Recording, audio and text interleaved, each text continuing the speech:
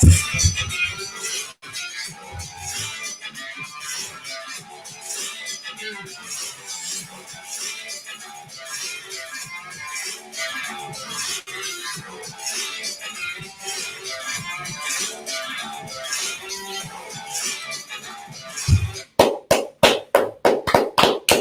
mean, what a week one.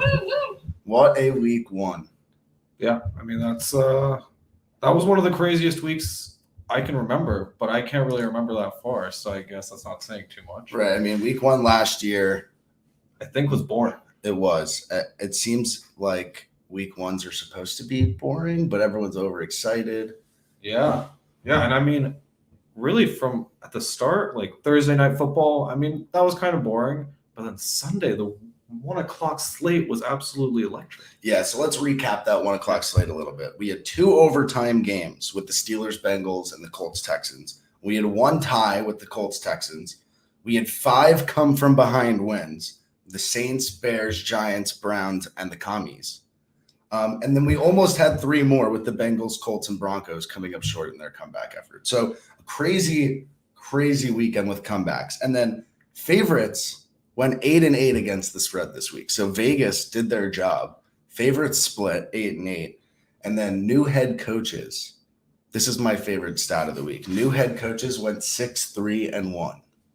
Yeah, that's interesting. I mean, just like starting off with all of the close games, I mean, all the kickers just looked horrible. I don't know what was going on with that. But I mean, it was electric to see. Like that Bengals-Steelers game was probably the weirdest game I've seen in a long time. Yeah, and you would think out of all positions to be ready for week one, it would be the kickers. Yeah, I feel like they're like the ones where it doesn't, like there's this whole narrative out there now that teams that don't play their starters in preseason come out flat. I'm thinking like the Rams, the Packers, the Broncos. Like it happened to a couple of teams this week, and the Bengals actually. Yeah. But like I don't know why that would affect the kicker. But interesting, did you notice with the Bengals that their long snapper was out? So on that missed extra point, that just got blocked. But on the overtime game-winning attempt, it was because the snapper messed it up. Wow. So that goes to show you long snappers are important. Yeah, I mean every position on the field has value out there. Oh yeah. Yeah. Maybe not betting value, but value. I mean, we also had home teams 9-7 against the spread, so a little bit favorable for home teams, but not really anything too drastic in terms of any trends we can identify there. But we did have 9 one-score games. Yeah, I mean, the NFL, it's as close as ever. Like, it's the not-for-long league, Yeah, it's hard to sustain success. I mean, we'll see how many of these teams that won this week are going to be 1-1. Something I think we look at later in the episode is a lot of the teams that we've picked are teams that lost this past week, like playing against teams that won this past week. Yeah, because there's only 1 week's worth of information out there. People are, making a lot of drastic assumptions off of one game. Right, like the Giants are the favorite against the Panthers right now. Yeah, that's interesting. I mean, the Giants are, they could be the worst team in the league this year. They won a game, every team is going to win a few games. I mean, previewing some of my favorite players from last weekend. I mean, Saquon Barkley looked electric though. Yeah, I mean, a lot of the players on the Giants were performing up to par and above par. They were performing to birdie. Yeah. And then one last interesting stat that I didn't want to forget. The public went 1-2 in primetime games against the spread.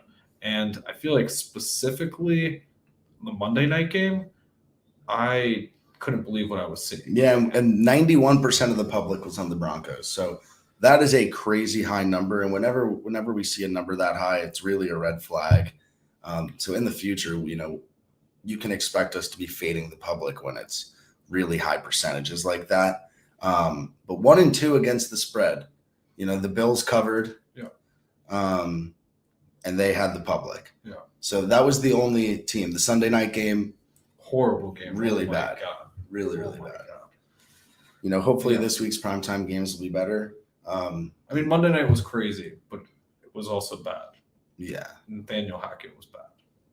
He was really bad. Yeah, everyone's freaking out about you don't pay Russ that much money to not go for it on 4th and 5. I mean, you don't get a new head coach to mismanage the clock like that. That was McCarthy-esque. That was one of the worst drives I've seen at the end of a game. Like, I've never seen a coach use 2 timeouts on the kneel downs. Yeah. That was one of the most pathetic displays I've ever seen. Yeah, that was really sad. It was sad. Like, I mean, the only thing I was thinking about during that time was hopefully he's just doing this to inspire his players and show like you guys deserve these boos on the sideline. Any other reason is just bad sportsmanship and just get off the field. Yeah, I agree. You know, if he's trying to like give it to his players for playing like crap, then yeah, I support calling the timeouts. That being said, that's probably not why he was doing it. He was hoping for a fumble or something because he screwed the game up. Which is insane. Yeah. You know, speaking of the primetime games, let's move over to this Thursday. We got Chiefs, Chargers. Right now, I really like the Chargers. Okay.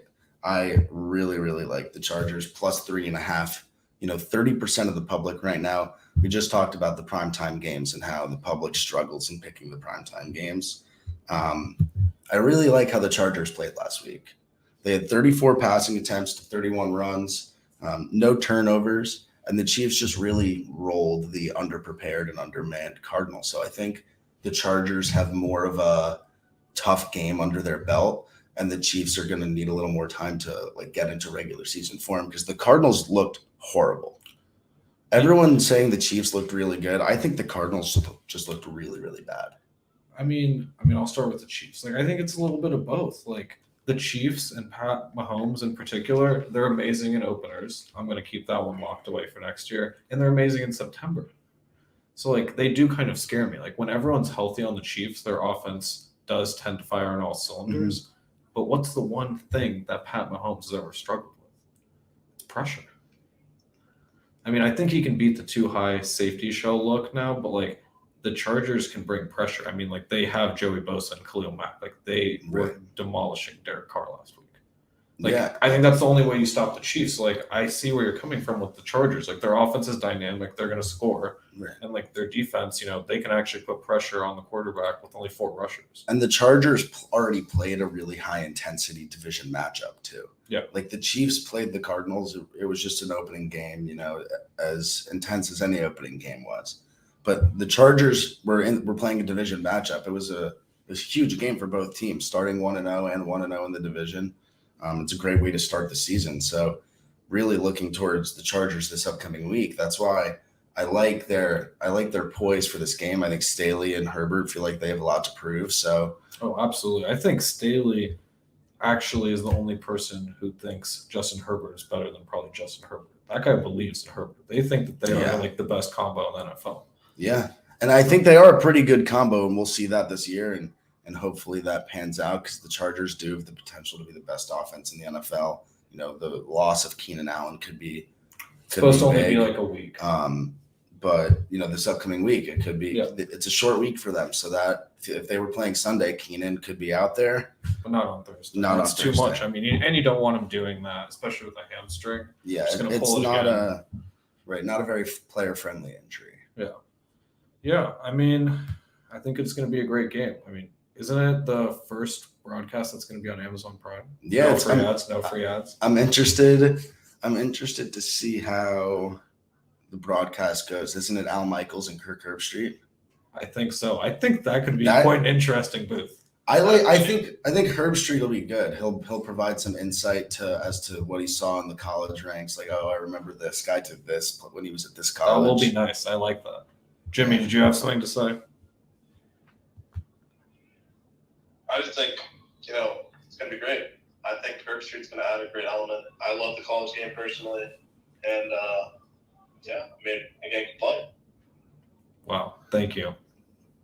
There's Jimmy. All right. I think speaking of Jimmys, while we're on the Jimmys, Garoppolo. The rumors he could have gotten traded to Dallas have kind of fizzled out. So his 49ers this week are taking on the Seahawks. And I really like the Niners minus 9.5 right now with 21% of the public backing them. people saw the Niners offense last week, and honestly, I'm going to attribute that to the weather. The Debo's not normally fumbling. It was wet. That was the worst field I've ever seen. It looked like a high school game. And yeah, they couldn't really make their cuts. Like the Cardinals looked like they couldn't move around the field, and not the Cardinals, excuse me. The Niners looked like they couldn't move around the field because of the field. So I think that this week it'll be a little bit better. They're at home versus Seattle, home opener, division matchup. Seattle coming off the high emotional win. So I could see the 49ers blowing them out here. Oh, absolutely. And as kind of like we mentioned with Herb Street, Pete Carroll's kind of got that college vibe around him. I don't know how to explain it. Well, he's coaching a college team. Yeah, but it's just like would be so classic college team to win a massive game against a rival, or like, some sort of revenge game. Well, they just did. Yeah, like they just did, and then get obliterated this next week and not care at all about this upcoming game. Right. Like, this was their Super Bowl. That was a massive game for the Seahawks. Like this team is not actually going to the playoffs. Like they should lose to good teams much more frequently than they win by 1 point after causing 2 fumbles on the goal line. Yeah, I actually think that was the biggest game of the year for Seattle. They're not expected to win any more than 6 or 7 games, and no one's really thinking they're a playoff contender, let alone Super Bowl contender. So this was their Super Bowl for the fans, the coach, the organization.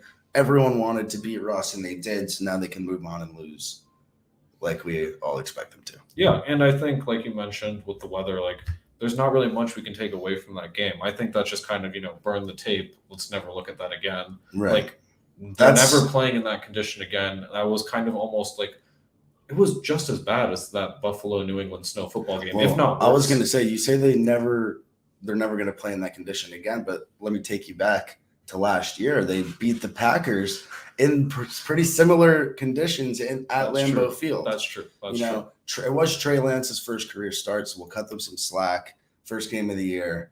So, and offenses are normally slower than defenses at the beginning of the year. Yeah, and I mean, like, let's call it what it was. Like, the Bears won that game.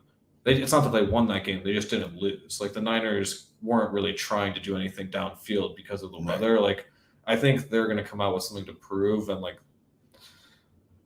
I think they can really destroy this team. Really good. What you say? Eberflus had the offense looking good and the defense was stout. All right, let's not act like the offense looked good. They looked good for 15 minutes of the game. Good for being in the rain. And, a big step above Matt Nagy. Yeah, I mean, fair enough. But, I mean, I wouldn't say that they, dominated the Niners. Like, I'm pretty certain. They definitely didn't dominate the Niners. Which Eberflus definitely lost some guys in the offseason, but, he's just a good coach, it looks like. I think he's just going to have the defense looking good all year. I'm not sure about the offense, though. Yeah, I mean, the offenses kind of struggled last week. I mean, we talked about the Cardinals, and their offense really struggled. But I really like them this week, plus 6.5 against the Raiders. Both teams are 0-1, so both teams, fighting for that first win. But I'm not even saying the Cardinals are going to win this game. I just think it's going to be a close one. The Cardinals, I don't think they're going to get steamrolled twice. For the first 2 weeks of the season, a lot of questions would come up about Kingsbury and Kyler and that combination. Is it a double XP weekend? Is it a double XP weekend? We don't know. I'm not sure. I don't think that has anything to do with this game because it's an old Call of Duty. So it was double XP weekend last weekend. Oh, wow. Was it really? Per sources, aka Twitter, yes. Okay. I mean, wow. Yeah, I will say, the Cardinals more just got steamrolled by the Chiefs. The Cardinals looked bad, but, I think that was more about the Chiefs than it was about the Cardinals. I think it was both. I mean, I really do think the Cardinals looked awful. Yeah, but they were not. The offense was not ready for the game. It took them 2 quarters to get into it. I mean, that was a lot of teams, though. You saw that with a lot of good teams, I feel. That was a common theme, honestly, around the league, is the slow starts. Right. I mean, there were a lot of revenge game stories, too, like with Russ and the Broncos and Baker playing the Browns. While we're talking about Baker, we have the Panthers this week, plus 2.5 against the Giants. This is the kind of line where everyone is going to hammer the Giants because they won last week against a team they should have lost to. And they had a cool play to end it, The 2-point conversion to Saquon, like Dable put his nuts on the table, like contention for biggest nuts of this rookie head coach class. Yeah, that's McDaniel too. Nuts of the nuts of the year. Yeah, and that could be a contentious category this year. The nuts of the week definitely goes to Dable. Oh yeah, that was a crazy play. I mean, I don't know. It was I liked the call. Yeah, because the Titans were going to drive the field and score and go for 2 and get it. Yeah, and it's not like the Giants are going to win the Super Bowl. Like they're trying to collect as many wins as they can and build on this season. This is year one. They're just trying to see if Daniel Jones is their guy this year. Oh, he's not the guy. I mean, he's not the guy. He's 1-0 this year. Saquon's 1-0 this year. I mean, he had like 200 yards. Yeah, he was immaculate this week. He was the only over 160 yards. He definitely hit his over. We'll talk about Saquon a little later, but the Giants going up against the Panthers this week, and the Panthers last week lost the Baker revenge game. The Browns defense got their revenge game, and Baker threw his interception, which we absolutely knew was going to happen. Yeah, but Baker looked pretty good, and he looked scrappy in the second half, and I think he's pissed off that he lost last week. That meant a lot to him, and it's kind of like the reverse of what we were talking about with the Seahawks. They lost the revenge game. They're hungry. They're quite hungry. They're about to come out. On the flip side, if the Panthers come out and lose this game to the Giants, it's almost like the Browns beat them twice. Oh yeah, I mean this is borderline a can't lose for them or a must win. Yeah, because it's two teams they're out of the playoffs if they lose. It's two teams that they were supposed to be better than. The Giants, who they're definitely supposed to be better than, and the Browns, who they're supposed to be better than until Deshaun Watson comes back. Yeah. While we're on the Browns, we like them this week. -6.5 against the Jets. I know that's a touchdown, and the public is on the Browns. We're not normally big fans of tailing the riding the public, but it's 54%. This it's a toss-up basically. It'll probably change before the game too. Right, but I just think the Jets can't move the ball offensively, and the Browns showed that they could against a real NFL defense. I mean, you hit the lead. Like you haven't said who the starting quarterback is for the Jets. It's Joe Flacco. It's Joe Flacco. I mean, he may have once been elite, but he's wearing number 19 out there. He was never elite. That's a number that you put on when you are positive that you are never going in the game. I mean, there is literally, how will they score 20 points? He threw the ball like 60 times last week. It was like 55. They're never going to be able to win doing that. Like, I'm not even saying the Browns are good. They're just going to run it down their throat like they did last week. The score could be. I think the final score could be 13-6. I mean, yeah, I think it could honestly be somewhat similar to last week's game with the Panthers. Yeah, where they just kind of jam it down their throat. I just don't see the Jets having as much resilience and fight in them as Baker did in a revenge game. Right. Like this game doesn't matter to the Jets. I mean, they're every also game should matter to the Jets. Robert Saleh. True. They're trying to figure out their identity. Do anything. Yeah. Look alive. Right. I mean, it's always keeping receipts. Well, speaking of looking alive, the Packers looked completely dead last week on both sides of the ball. That being said, Sunday Night Football, we like them -9.5 versus the Bears. I mean, it's because of what we were talking about with the Bears-49ers game. Yes, the Bears won that game, but it's not like they did anything impressive. Like the defense looked pretty good, but what defense wouldn't in those conditions? The offense looked pretty bad, but what offense wouldn't in those conditions? Like, we don't really have any information about the Bears other than the fact that their offensive line definitely still sucks. And they probably don't have a very good offense. And I think the Packers are going to be practicing this week very, very hard. Rodgers owns the Bears. He's surly too. He owns Chicago. Pissed. He was upset last week on the sideline. Christian Watson dropped a 75-yard touchdown. We'll see how that affects him going forward. That's just really hard to deal with for Rodgers. And I think they are better than the Bears by 10 points. That's kind of a lock, basically, I want to say. And we did commit earlier to fading the public in every primetime game, and this is Sunday Night Football this week. So I like the Packers. 43% of the public likes the Packers. And so I really just don't think the Bears are going to be in this game very much. Yeah, I mean, that's pretty fair. That's I agree with that. Like, it's kind of similar to what we were talking about with the Seahawks. Like, that was an important game for the Bears to win, but now they're kind of playing with house money where the Packers are coming off that devastating loss. and they're angry, upset, going to come out firing. Right, and we like a lot of the 0-1 teams playing the 1-0 teams, that weren't supposed to win last week. Like those, like the 49ers, the Packers, like those teams, I feel like are locks this week because they're going to be motivated in practice to get that first win, especially Trey Lance motivated to get that first win. Yeah, absolutely. So that brings us to the 2 Monday night games we have this week. We have Monday Night Football at 7:15 with the Titans and Bills, and then Monday Night Football at 8:30 with the Eagles and Vikings. And for this first game, call me crazy, but I like the Titans plus 10.5. Yeah, I mean, it's kind of a theme with a lot of these picks, but like we're just kind of, the team that's coming off the huge win coming against a team that's coming off a huge loss. Right. Like it just seems like those are natural, letdown games for the team that just won and a bounce back spot for the team that just lost. And the Titans have a history of playing to their competition, it seems like. Yes. They played the Chiefs really well in the past. They played the Bills really well in the past in the regular season. So I think the Titans are going to be in this game, and Derrick Henry is going to be running all over this Bills defense. But I think 10.5 is a little bit high. Only 25% of the public is on 10.5, so that makes me like it even more. I mean, it's kind of seems to me like similar trap game scenario as we saw with the Broncos and the Seahawks and the Monday night opener. Like whenever the line's this big and everyone is kind of hammering one side of it, it just feels like like it's almost like the Vegas knows something. Like right. It's like it can't be that easy. Right. And it feels like it's probably not going to be that easy, which is why like it's gross to bet on some of these teams that might not be as good, but it's prime time. Like I feel like the Titans are just going to hang around.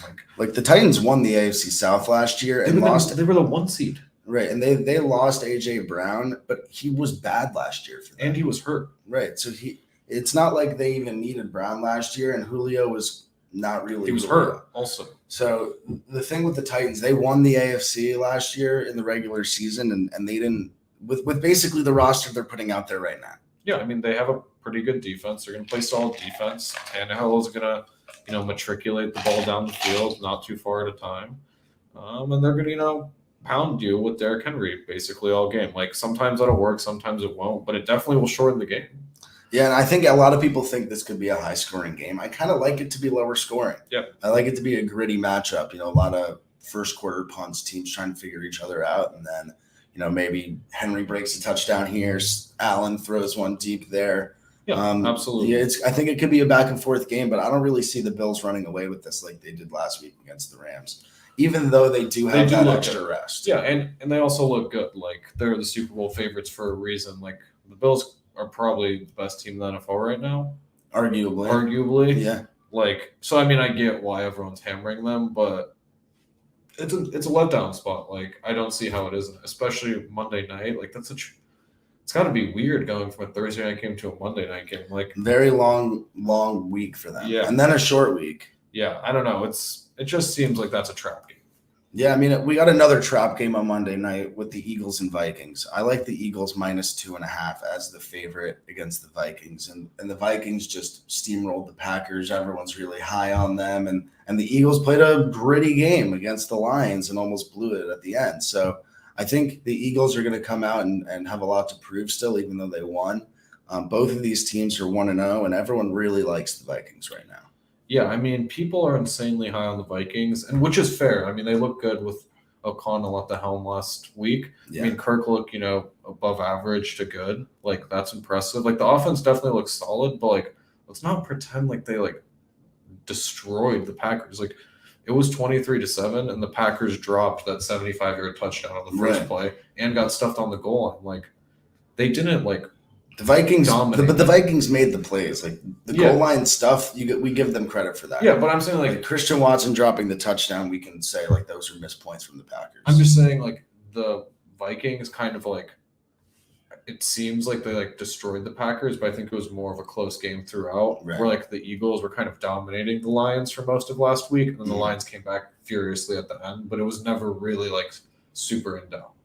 So I think like some of the scores from last week are a little bit misleading. But, like I'm sure the Vikings are good, and I think this is going to be a close game. Yeah, I just think that the Eagles like they have a really strong roster, like arguably just as strong as the Vikings. And Hurts is dynamic. Like he looked pretty good last week, and AJ Brown looked pretty good last week. Like I don't really see. Honestly, I think these teams are pretty similar.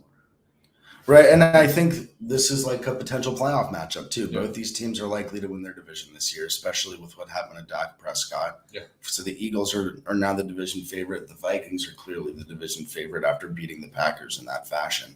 So both these teams could be facing off in January, February. So it's interesting to see, how this will go. Even though it's so early in the season, I think we could look back at this matchup in the playoffs and say, all right, this is what happened last time. Who do we like this week? Yeah, I totally agree. I think that will be a good game, but I mean, just kind of sticking with our trend, we're fading the public here a little bit. Team that everyone's high on, the Vikings, right. We're kind of sneaking in the Eagles, who everyone is maybe a little bit lower on. Right. So let's move over now to our parlays for this week. First, we got our easy money lay. We got 4 teams here that are supposed to really steamroll their opponents, win in easy fashion. The lines for most of these are over touchdowns. So the easy money lay this week, we have the Broncos, Niners, Rams, and Colts all money lines. All 4 of these teams coming off of losses / ties last week, and all 4 of these teams supposed to make the playoffs. So we like them all to get their first win of the season this week. It's going to happen at some point, and so all of these teams, if they're going to start making their playoff push, you don't want to start 0-2 / 0-1-1. Yeah, absolutely. I mean, yeah, I could not agree with that more. All these teams I thought probably could have won last week, and they all kind of lost in weird fashion, I'd say. So, like, they're all, Other than the Rams, who got blown out. Yeah. But it's still tied in weird fashion. Yeah, tied in weird fashion. Sorry. Yeah, but I mean, tied in weird fashion. Tying is weird. Yeah, I'm just give us a double overtime, or even I hate it, but give us like 2-point conversions. I would do like a coin flip. I'd do a coin flip. No. I mean, I just don't like the tie. The tie is weird. I guess whatever. But basically, if there was a coin flip, we need a winner. There actually needs to be a winner. I agree, but if there was a literal coin flip to decide the winner of a football game, the world would blow up. It would be hilarious, though. You can't do it. You just can't do it. It would be hilarious. But I mean, these teams, like, they all need to desperately bounce back, as you said, and I still think all these teams are good. Right. I think they're all going to make the playoffs. Yeah. All 4 of them could win their division. I know the Rams and Niners are in the same division, but everyone's expecting all 4 of these teams to be playoff teams. So let's notch their first win of the year this week. Yeah, that'll bring us over to our Hungry Dogs lay. So we got 2 teams this week in our Hungry Dogs lay. Both of them lost last week, kind of in disappointing fashion. This week for the Hungry Dogs, we got the Panthers and the Titans money line.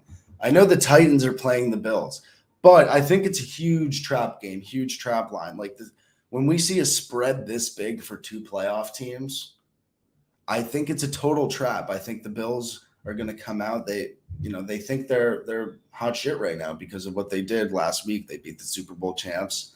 They're all right. They proved that they're here. And now I think the Titans and the Panthers need to prove that they're here. No, they're both trying to make the playoffs too. So these are big games. No, I absolutely agree. And I mean, both these teams are feisty. Like, we wanted to bet on both these teams already. Like, why not just toss them both in a money line parlay? Like, right. It's gross. Nice little sprinkle. It's gross. Like, but I think this could happen. Like, but Hungry Dogs run faster. Oh, absolutely. Absolutely. That's why it's the Hungry Dogs lay. Yeah. They gotta eat. They gotta eat at some point. They gotta eat. I mean, and speaking of eating, Pat Mahomes last week. Okay.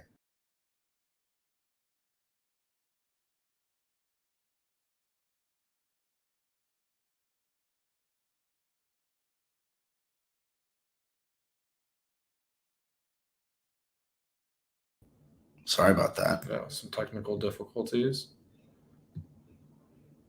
Hello, yeah. Pat Mahomes. We were talking about Pat Mahomes. So last week he was a beast out there, 5 touchdowns. He really overperformed, I feel like. The line was pretty high. between the Cardinals and the Chiefs at 6.5, but obviously it wasn't because the Chiefs won by over 20. I mean, he's won every week one of his career so far. Right, and I think those are the kind of trends we need to start identifying going into week 2. Yeah. Like last year, the Lions had a crazy comeback week 1, and they were a small underdog for week 2, and then they got blown out week 2. Yeah. So I think that's something we could be looking at this week. I think it's a different Lions team. Mm-hmm. But those sort of trends, just to keep an eye on them. And I mean, just in general, like with Mahomes, I think I alluded to it earlier, but like he's electric during September. Like throughout his career, it's like by far his best month, which kind of makes sense, right? Like he has all of his guys healthy. Like it's like he's usually healthy. Like when he's healthy, Reed has all the weapons he needs.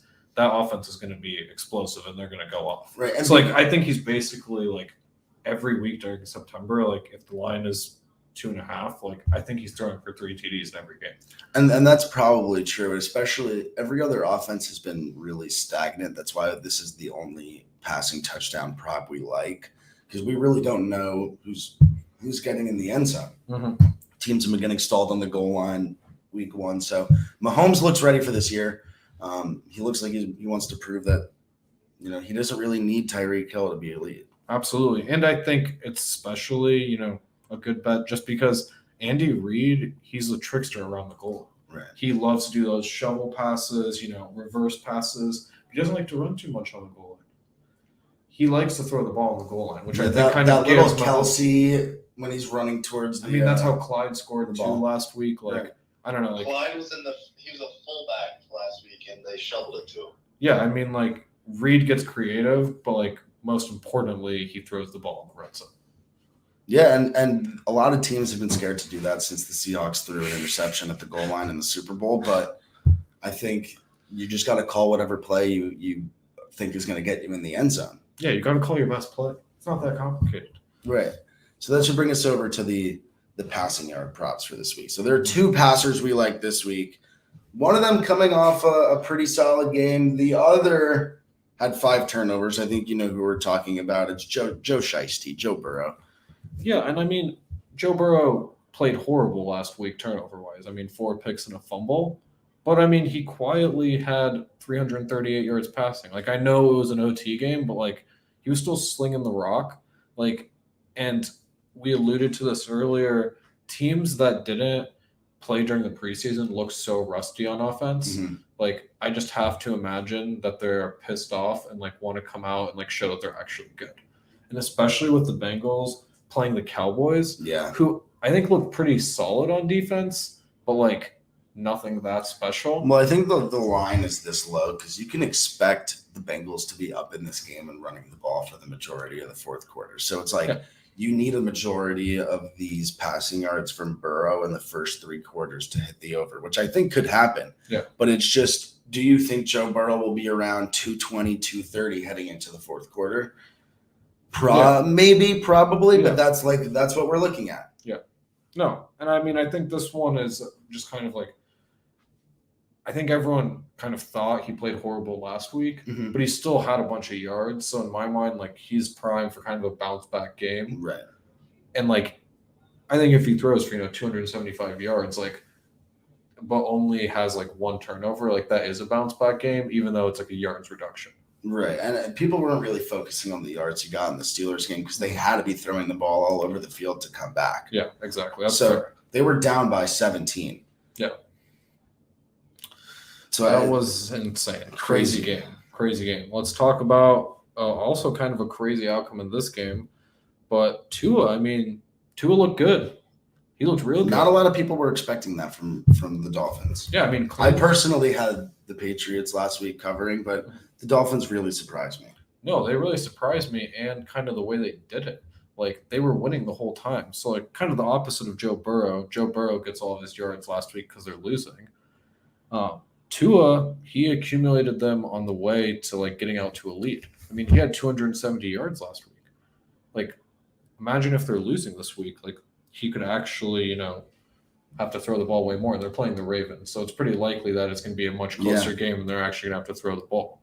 The Ravens defense is probably better than the Patriots, but, like, Patriots defense should be pretty solid. Yeah, and I mentioned that the Bengals were down 17. They were only down 14 before that comeback, but close. Nevertheless, Burrow was turning the ball over left and right. But Tua looked good. Clean sheet. So I'm just saying, like, if they're in a kind of a negative game script, they're gonna have to chuck the ball. And like he has Waddle and Tyreek now. Like,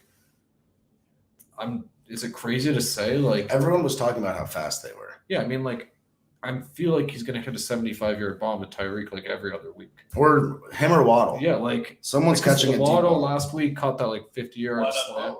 Yeah, why not both? I mean, I like Tua. Like, I think people kind of still think he's terrible, right? And the fact that they did play with the lead last week. Yeah, exactly. So it's kind of like the opposite game script. This one will most likely be more favorable towards throwing the ball more. Right. I just think that people still think he's terrible, and he's probably closer to okay.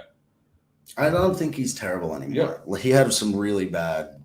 He had a really bad rookie year with splitting time with Fitzpatrick and Flores not really believing in him. I mean, it's tough. Fitzpatrick. I mean, he had the magic. He had the Fitz magic. Yeah, I mean, he was special. He was a special one.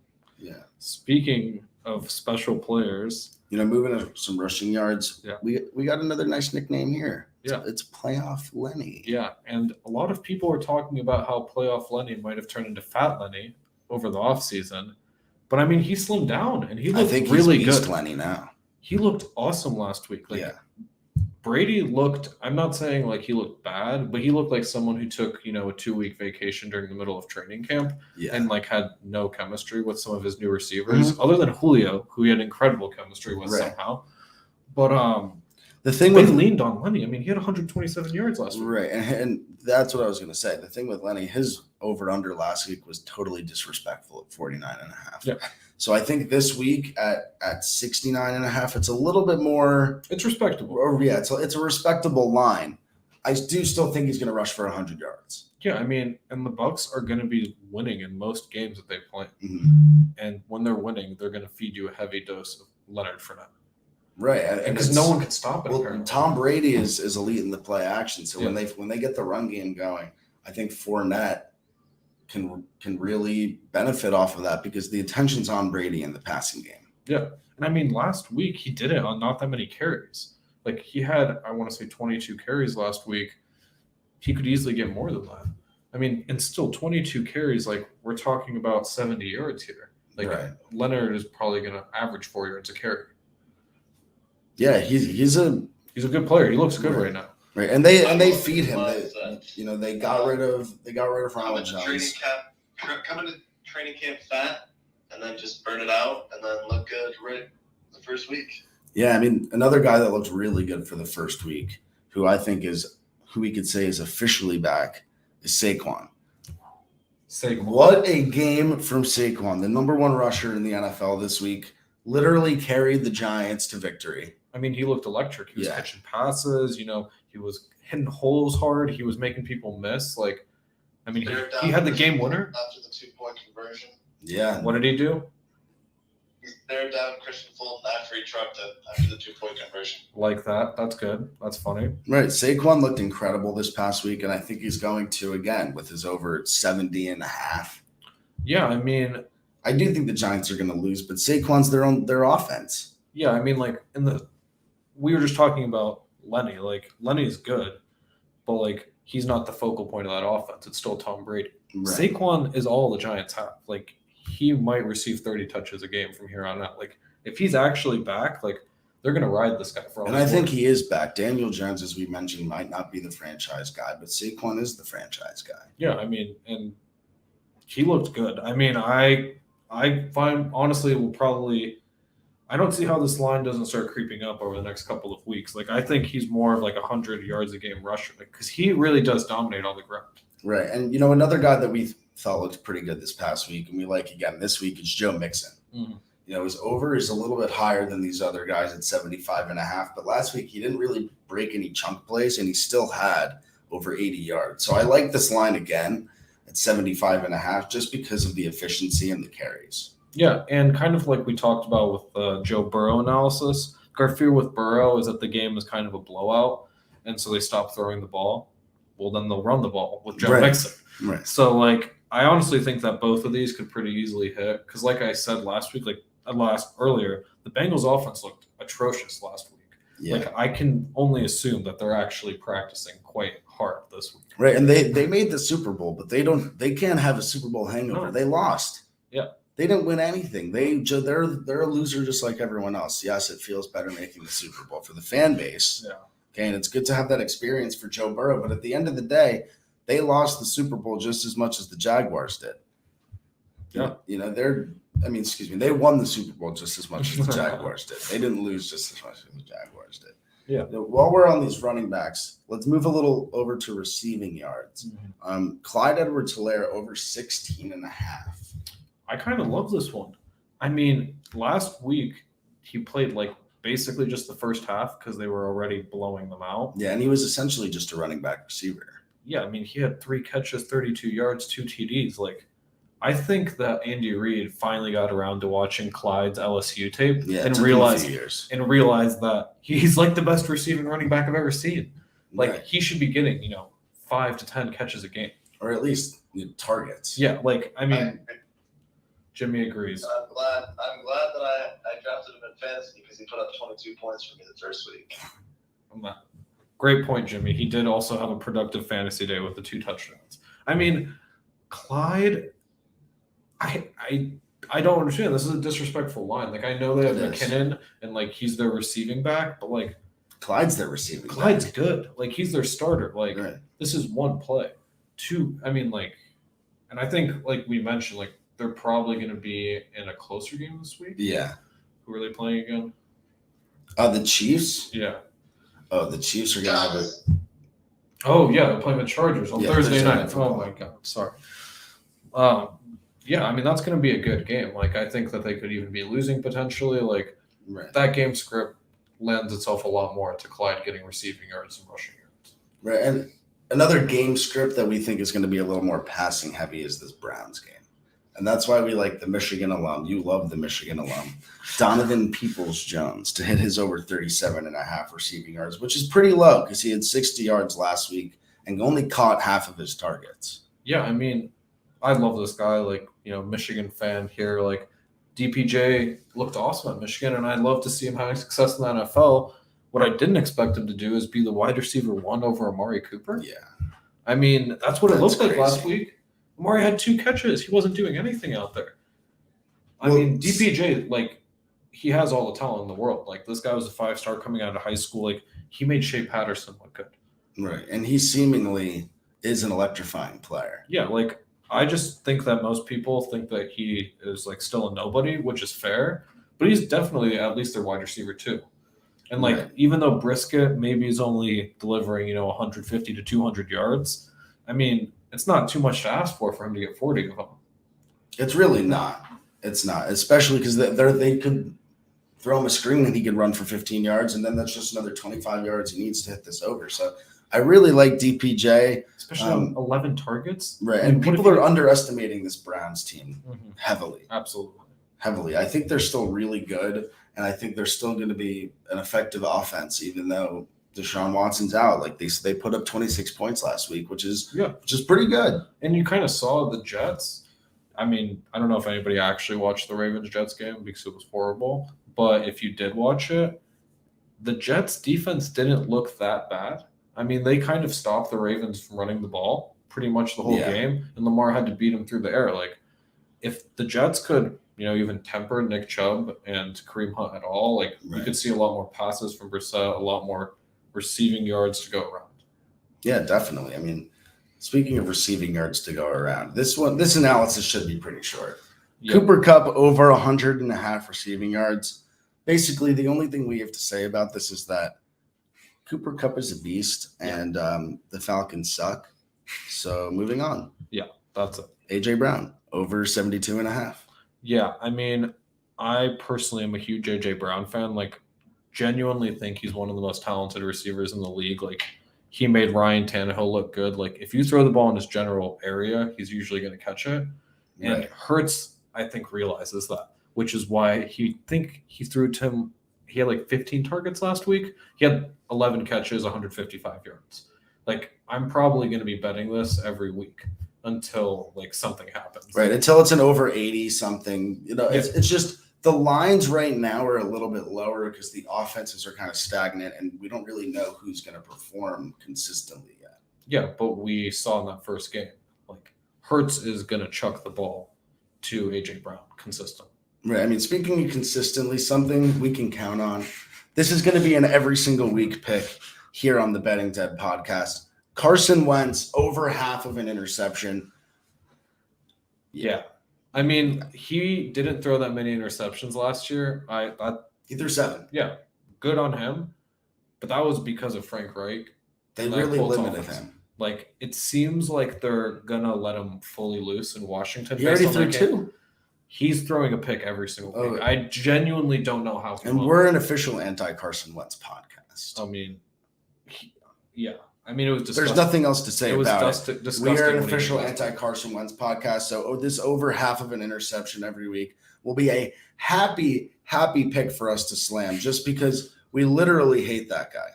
Because Carson Wentz held the Colts out of the playoffs last year. You know, it's as simple as that. He's going to throw the interception. So let's move over now to some same game parlays. We got 4 for you today. So same game parlays that we think could be some winners.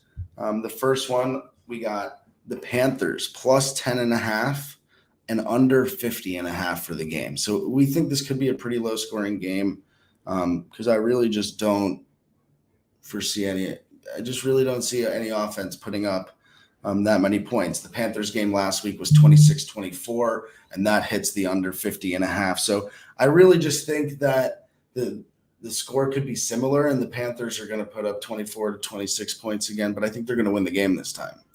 Yeah, I mean, that's fair. I guess like the fear is that both these defenses kind of suck. The Giants' offense sucks too, though.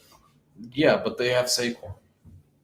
Right, everyone's just talking, like this is the whole week one.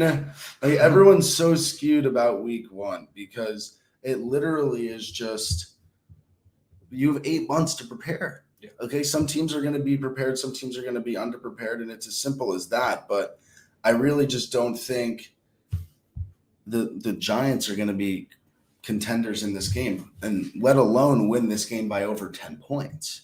Yep, I mean, I agree. You know, that's why we have the Panthers at plus 10.5. You know, the next one, the Ravens at plus 6.5. Mm-hmm. You know, I think the Ravens could win this football game. Yeah. I think it's gonna be close. Right, and it's over. I have the over 39.5 as well, and those odds are minus 130 for this same game parlay. So I just think Lamar's an electric player. Oh yeah. You know, they're going to be able to move the ball really easily, and they're disciplined. I don't know what it is about the Ravens. Right. I mean, it's the Harbaugh effect, whatever. Yeah. I mean, they are just going to play good in both trenches. They're usually going to be able to run the ball. They're not going to make too many mistakes. And I think it is going to be a close game against the Dolphins. That being said, I think both teams can score 3 touchdowns. Both these teams I think both offenses are pretty good. You know, my next same game parlay at minus 130 odds, the Packers to win and under 50.5. I think this is a pretty much lock. The Packers are going to beat the Bears, and I don't know if these teams can combine for over 50 points. The Bears 42-14, maybe 42-10. Right. I don't think the Packers can put up 42 points. That's true because the Bears' their defense is frisky. Like, I'll give you that, Jimmy. I think the Packers could score. They are stout. I think they could score 17-ish points. Yeah. The Packers or the Bears? The Packers. I mean, I'm thinking they're probably going to score more around 28. 28, you think? Yeah. So I think it's going to be like 28, like 14. That still hits the under 50.5 though. So that'll move us to our last same game parlay. The Titans plus 20.5 and over 39.5 at minus 145. Basically, this is just we're saying it's not going to be a blowout and it's going to be a semi-good game. I just don't know why the Titans are at plus 10.5 again. So I really just think that plus 20.5 is a pretty good spread. It is. So, did you hear that? Oh, wow. What is that? I think it's time. I think it's time for Name That Player. Oh, yes. My favorite segment. On our list. So basically, for those of you that don't know Name That Player, every week Jimmy is going to name 2 players, and we're going to guess what team they're on. So basically, last week it was David Blau and Nate Sudfeld. Yes. So Jimmy, we're gonna turn it over to you with the Name That Player with the first player for this week. So let's hear it. But just a heads up, none of these guys are quarterbacks, but just recently got signed Marlon Mack. What team is he on? Oh, I know this. I actually know this. It's the 49ers. Yeah, that is correct. Yes. Wow. That was an easy one. Because it's because of the Elijah Mitchell injury. I saw the tweet that they were working out like 30 veteran running backs. Yeah. I can't believe that they decided to go with Marlon Mack. The former Colt. Yeah. So I'll take a point there. Yeah. Name that player. All right. Who else you got, Jimmy? All right. So second up, we got Jared Bernhardt, wide receiver for the Falcons. You just told us what team he was on. Damn it. Jared. I have no idea. So I'm going to go ahead and guess the Falcons. That was electric. Yes, Derek Bernhardt, the wide receiver for the Falcons. What team could he be on? God damn it. Jimmy, well, we'll give you one more chance. All right. Well, shit. I'm just gonna go to a random roster, and now somebody's gonna guess. Oh wow! The classic tiebreaker question. Even though we'll give Misha the point for Jimmy's screw up there. So it's 1-1. We can go to a tiebreaker here because Jimmy's he's an amateur Name That Player. Yeah, that was an amateur move right there. What was that?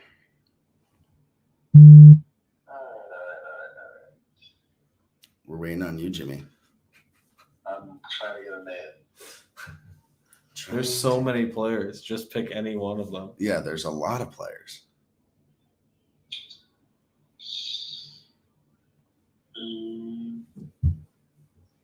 We just lost a viewer. Okay. Yeah, Jimmy, they were waiting for you. Jabril Peppers. Wow. He is on the Giants. I don't think he is anymore. That is incorrect. I want to say he's on the Raiders.